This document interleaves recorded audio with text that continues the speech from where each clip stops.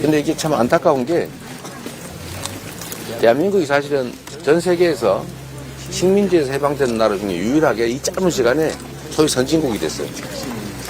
근데 이 선진국이 됐다는 건 사실은 압축 성장을 했다는 뜻인데 정말 빠른 시간 내에 팽창하듯이 성장해 온 거예요. 이런 나라가 없어요. 근데 그러다 보니까 이제 부작용이 생긴 겁니다. 과거에는 성장을 해야 되는데 종잣돈이 없는 거예요. 자본이 없어요. 사람들의 교육도 많이 못 받아서 단순 노동밖에 못해요. 이게 많이 부족해요. 인력도, 교육도, 기술도, 자본도. 그래서 어떻게 합니까? 외국에서 돈 빌리고 있는 인력 모아가지고 한 군데다가 소위 말할 몰빵을 하는 거예요. 불균형 성장 전략을 한 겁니다. 그러니까 서울 중심으로 집중 투자하고 농촌에서 막 서울로 가도록 막 사실상 정책적으로 강요하고 농촌에서 못 살게 산에서 막 내쫓고 저도 그래서 쫓겨나온 사람인데 그래서 도시로 사람들을 몰아내고 또 기업도 골고루 기회를 주는 게 아니라 몇 군데 골라가지고 그냥 집중적으로 돈 빌려주고 투자를 하는 거죠. 그래서 재벌이 생겨났어요. 그래서 빠르게 성장하긴 했는데 근데 그 사이에 너무 불평등 격차가 심해진 겁니다. 불공정도 일상이 되고 부정부패도 일상이 돼버렸어요. 아니 인가해주고 돈 받는 게 당연하지. 이재명이가 몇천억 저 남는 사업을 인가해주면 돈 안 받았을 리가 있나? 50원도 안 받았어요? 진짜예요? 막 이렇게 묻는 국회의원이 있잖아요. 야, 내가 그 사람 눈빛을 보니 진심이더라고. 어떻게 그걸 안 받을 수가 있어? 미쳤어요, 다들. 아니, 그런 사람이 너무 많아가지고 그 사람도 미쳤다고 생각 안 해요. 당연하다고 생각해. 저보고 미쳤다고 생각해. 맞아요. 그럴 리가 없다, 저게. 그냥 털면 나올 거다, 이래가지고. 어쨌든 오랜 시간 털었는데 너무 많이 털어가지고 먼지는 안 나고 아파 죽겠어요.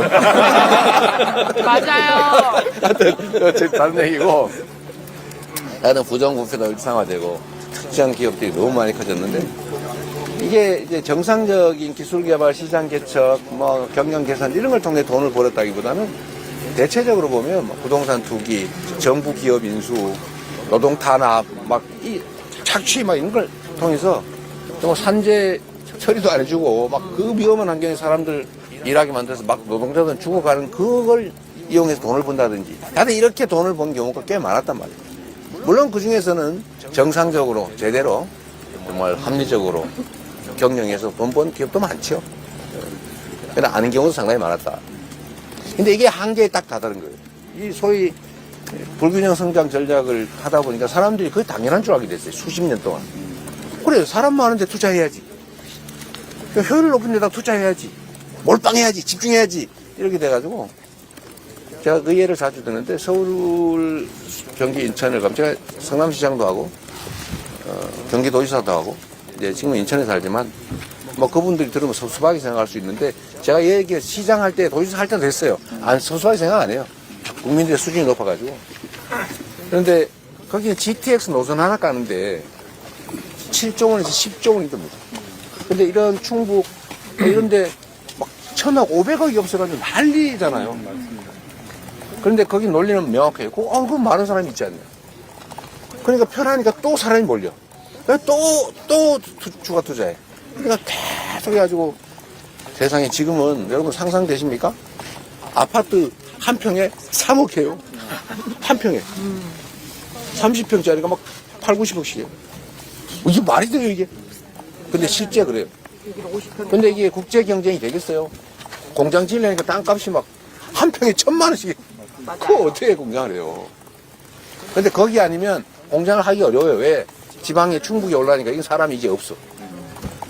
교육시설도 없고, 고용하려니까 젊은이들 고용을 해야 되는데 젊은 사람이 저녁에 영화라도 보고 주말에 어디 놀러도 가야 되는데 그런 시설이 하나도 없어요. 맞아요. 애들 교육시켜야 되는데 학교가 마땅치가 않아요. 맞습니다. 그러니까 무조건 서울로 가요. 이제는 올려도 올 수가 없었어요. 이러다 보니까 서울은 미어터지고 지방은 말라 죽게 생겼어요. 이게 우리나라의 한계입니다. 이제 앞으로 이게 지금 거의 한계에 온 것 같아요. 이제 지금부터는 이 마이너스 효과 모여봤자 더 나빠지는 지금 거의 그런 상황이 됐습니다. 그래서 지금부터는 정말로 전체 방향을 획기적으로 바꿔야 돼요. 생각을. 우리가 지방 그러면 무지하게 멀게 생각하는데 사실 차로 2시간, 3시간 걸리는 거리는 저기 미국이나 뭐 유럽 개념이 아니면 지방이 아니에요. 뭐 2시간 가는 데가 무슨 캘리포니아에서 그 거리 얼마나 돼요? 뭐 2-3시간. 거긴 비행기 타고 1시간 가면 가깝다고 생각해요. 물론 큰 나라니 그러지만 우리도 사실 지방에 살 수 있는 길을 열어줘야죠. 네. 여러분 또 있어요. 제가 이러다 보니까 제가 여러 가지로 미움받는데 기득권자들한테 똑같은 국립대학인데 서울대학에 지원하는 금액하고 저 충남대 충북대에 지원하는 금액이 완전히 달라요. 원래 지방 이런 데 더 지원해야 되는 거 아닙니까? 맞아요. 근데 더 힘센 데를 더 많이 지원하고 있어요. 내가 알기로는 2-3배 차이가 납니다. 2-3배. 학생 1인당 기준으로 하면. 말이 됩니까? 안 돼요. 근데 이런 거를 아주 버젓이 당연한 것처럼 하고 있어요. 그래서 이런 것들을 고쳐야 된다. 지방이 사는 길을 찾아야 된다. 그리고 우리가 예산 배정을 할 때도 지방에 살기가 어려우면 지방에 사는 사람 힘들잖아요. 지방을 살려야 된다면서요. 말은 그렇게 하면서 왜 재정 지원은 똑같이 하거나 서울을 더 많이 합니까? 수도권을? 수도권 집중돼서 난리라고 하면서 집중을 더 하라고 돈을 더 써요. 대체 왜 이러는 거예요? 이기심이죠. 네. 이기심. 그 이기심을 우리가, 우리 서민들이 이기심 같지 않잖아요. 우리도 그냥 어디 일자리라도 있으면, 막, 우리 아들이 그냥 학교라도 잘 다니면 건강하게 잘 자라면, 이런 생각하는데 무슨 이기심에 욕심이 남의 걸 뺏어서 해야지, 남 죽여버려야지, 내가 다 가져야지, 이런 생각 안 하잖아요, 대부분 사람은. 근데 그런 생각하는 소수가 있어요. 싹 죽여버리고 내가 다 가져야지. 막 500명이고 1000명이고 5000명, 10,000명 저기 배에 태워가지고 연평도 바다에 가지고 폭파시켜가지고 싹 죽이고 혹시 안 죽은 놈을 확인 사살해야지. 확인 사살 전문가 좀 모아봐. 이거 웃을 일이 아니라 진짜 한 일이잖아요. 맞아요. 그런 사람들이 나라를 운영을 하고 있단 말이에요. 지금 이게 내란이 끝났습니까? 대체 이게 도대체 어떻게 된 거예요 이제? 왜 끝이 안 나요 도대체? 계속 시작이 계속. 맞아요. 저번에 좀 전에 제가 증평 장에 갔더니 어떤 분이 저한테 붙잡고 제발 꼭 죽지 마세요. 거긴 2가지 의미가 있겠죠. 물리적으로 죽는 거 있겠지. 이런 거 입고 다닐 수가 없잖아요. 이거 뭐 이거 찔리면 어떡해. 네, 맞아요. 여기 찔려가지고 이렇게 됐잖아요. 아슬아슬 1mm 차이로 살았습니다만. 그것뿐만이 아니죠. 뭐 법률적으로도 죽이려면 죽일 수 있는 거죠.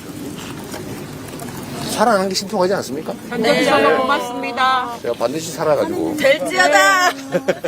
이슈입니다. 믿습니다.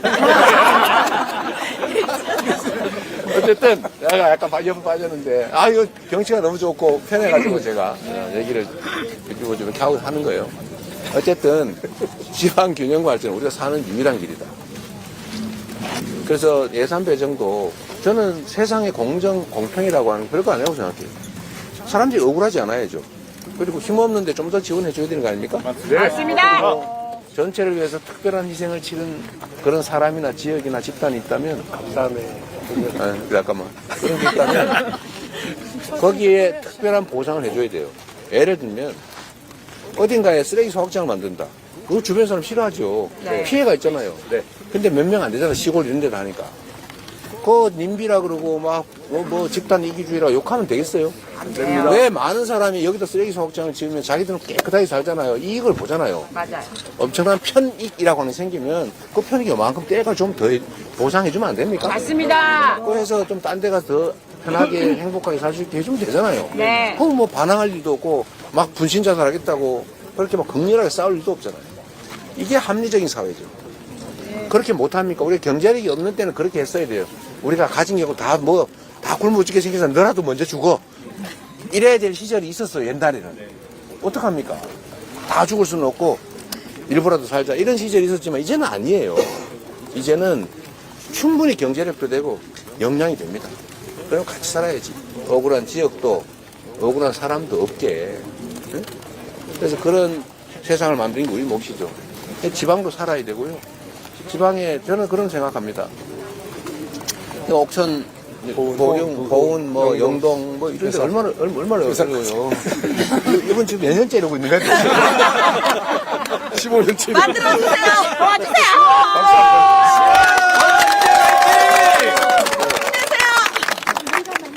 근데 이런 어려운 지역에 어린아이가 없잖아요. 어린이가 네. 없잖아요. 믿음아, 일로 와. 출생을 안 하잖아요. 그러면 여기도 아이들의 울음소리가 있어야 될 거 아닙니까? 그러면 좀 지원을 더 줘야 되는 거 아니에요? 그러니까 저는 그런 생각해요. 아니, 아동수당을 주면 그 지방의 시골에 좀 더 줘야 되는 거 아닙니까? 그러면 차등을 두자. 수도권으로부터 거리에 따라서 뭐 이격 개수를 만들든지 소외 개수를 만들든지 해가지고 뭐 20, 30%를 더 주든지 10%라도 더 줘야 되는 거 아닙니까? 네. 그게 진정 공정한 나라죠. 왜 그런 걸 안 하냐? 여러분, 제가 요거만 말씀하고 얘기하고 빨리 하라고 난리인데. 다들 기다리고 다들 기다리고. 아니, 제가 바람이 너무 좋아서 그래요. 바람도 좋고 여러분의 표정도 너무 좋아서 지금 환경도 좋고 마음도 좋은데 물질적으로 먹고 사는 문제만 좀 더 개선되면 얼마나 좋겠어요. 맞아요. 근데 거기는 찾아보기로 하고요. 어쨌든 저는 그런 생각이 듭니다. 우리가 희망을 가지고 살아야 되잖아요. 네.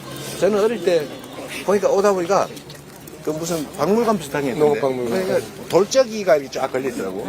여러분 돌적이 아세요? 잘 모르시나요? 고시생이에요. 돌적이라고 그 문고리에 이렇게 콱 박아가지고 이렇게 손잡이 그걸 돌적이라고 합니다.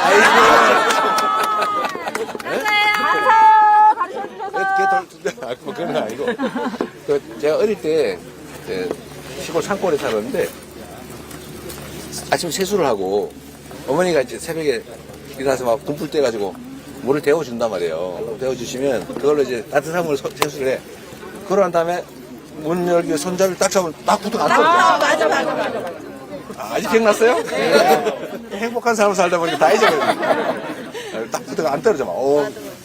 확 되면 살점 떨어지고 공포 물론 떨어집니다만 어쨌든 그렇게 살지만 그래도 그때는 희망이 있으니까 그러니까 아마 내 미래는 지금보다 더 나아질 거야. 또 우리 어머니 아버님도 고생을 하셨지만 지금 생각하면 눈물 나는데 그렇게 여러 자식 키우지만 그래도 애들이 자라서 나보다는 더 행복한 삶을 살 거야 라고 믿고 아이들 나 길렀잖아요. 네. 정말 껍뿌리 막 갖다가 밀기를 끓여 먹으면서 밀기를 너무 잘 모르실 거예요. 제가 이런 얘기하면 무슨 할배인 줄 알아요. 어쨌든 그렇게 살지만 그래도 희망이 있지라고 생각해서 그래도 행복하게 열심히 살았잖아요. 근데 지금은 물질적으로나 객관적인 조건으로 분명히 과거보다는 엄청 좋아졌어요. 네. 전 세계에서 오세훈 시장이니까 누가 그런 얘기했는데 아야 저 아프리카 가봐 지금보다는 우리가 얼마나 잘 사는지 뭐 이런 소리도 하는 거 들었습니다만 객관적으로 보면 상황이나 물질적 조건은 분명히 좋아졌는데 문제는 희망이 없다는 겁니다. 맞습니다. 우리 자식은 나보다 더 괴로운 삶을 살게 될 거야. 나의 노후는 지금보다 훨씬 나빠질 거야. 아이고 저 노인네들 종이 주스로 다니는데 나도 저렇게 되지 않을까? 뭐 죽었다는 뭐 어떻게 그딴 소리가 있다는 그런 얘기 막 오고 누가 뭐 그 돈이 몇십만 없어서 굶어 죽게 생겨가지고 자살했다든 뭐 이런 뉴스 막 보면서 이 뉴스도 보도 좀 못하게 돼. 그래서 그런 걸 보면서 나의 미래, 우리 자식들의 미래가 얼마나 걱정이 됩니까? 희망이 없는 거죠. 열심히 해도 잘 안 될 것 같고. 그래서 이 희망을 만들어야 돼요. 20, 30년, 30년, 50년 후에는 어떤 세상이 될 거다. 지금보다는 훨씬 나은 세상. 내 자식들은 나보다 더 행복하게 살 거야. 그 행복하게 산다는 게 더 훨씬 나보다 돈을 많이 벌 거냐? 이건 아닙니다. 더 안전한 환경에서 더 적대하지 않고 미래가 불안하지 않는 그런 삶도 행복할 수 있잖아요. 네. 저는 이 고운에 이런 데 와가지고요. 빈 땅 얼마나 많아요, 저런데. 그런 데다가 태양광 또는 요 산 위에 등성이 올라가면은 바람 센데 이런 데는요. 풍력 발전기 이런 거 설치해 놓으면 전기 팔 수 있잖아요. 제가 구양리라고 지금 어디야 여주 갔다 왔는데 거기 동네에 뭐 몇 군데 이렇게 깔아가지고 한 달에 1,000만 원씩 나와가지고 그 1,000만 원으로 동네 사람들 밥은 다 공짜. 그 다음에 동네 버스 무료로 자기들끼리 운행해요. 그러니까 사무장이라는 사람 한 명 고용해가지고 그 사람 먹고 살더라고. 그런 거를 몇 개 쭉 만들면 빈 땅 얼마나 많아요? 여기도 많네. 여기만 쫙 깔아도 한 달에 500만 원, 1,000만 원 나온다는 거예요. 이거를 햇빛 연금이라고. 그래서 이 동네에서 그런 걸로 한 달에 한 100만 원 정도 나오고 그게 100만 원이면은 600평이면 100만 원이 나온대요. 600평의 태양광 시설을 하면 100만 원쯤 나온답니다. 그러니까 6,000평 1,000만. 그러니까 정말 6,000평. 그러니까 그 정도 하고 기본소득, 농촌 기본소득, 우리 제가 경기도 연천에 하는 것처럼 한 달 1인당 15만 원, 그거 조금 올려주든지. 사실 마음 먹으면 보령도 할 수 있어요. 보온도 할 수 있어요. 여기가 1인당 예산이 보통 한 2천만 원 넘을 겁니다. 군 예산만. 근데 도 예산도 있잖아요. 조금만 지원을, 이거 한 2,500만 원 넘을 거야, 뭐. 그럴 겁니다. 1인당 2,000만 원 오르면 그 중에 한 연간 150만 원 못 떼어요? 하면 죽어요? 근데 그거 예를 들면 그런 걸 지역화폐에서 동네에서 다 쓰게 만들고, 그리고 태양광, 풍력발전 이런 걸로 기본적인 햇빛연금, 좀 바람연금 이런 것도 하면 이 동네에서 배 두들리고 막 엄청나게 막 외제차 사가지고 살진 못하겠지만 걱정 없이 그림 그리면서 음악 들으면서 예쁘게 자라는 작물들을 보면서 행복하게 살 수 있죠. 그런 세상을 우리 한번 만들어 보자고. 희망 있는 세상, 서럽지 않은 세상. 행복한 세상을. 빨리 오라고 하죠.